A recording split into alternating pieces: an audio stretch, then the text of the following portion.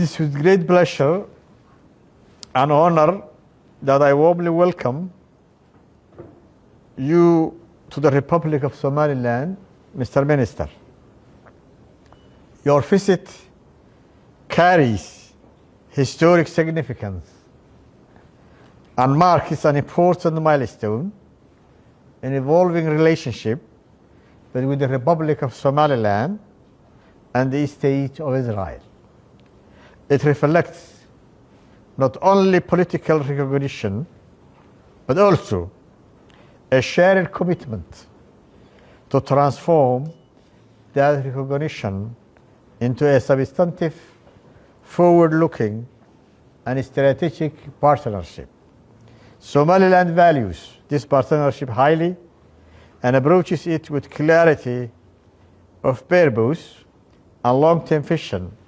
We are committed to building a strategic relationship with Israel that is mutually beneficial and grounded in cooperation across political, security, economic, and development domains.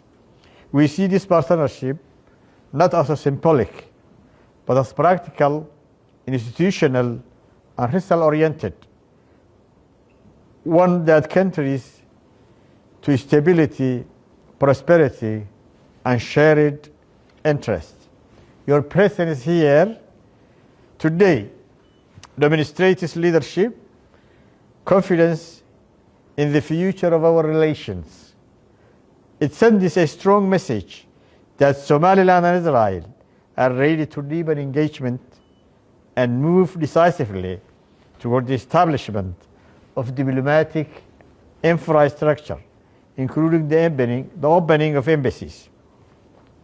From our side, I wish to assure you of our full readiness and political will to establish our embassy in Israel and to support a permanent and effective Israeli diplomatic presence in Somaliland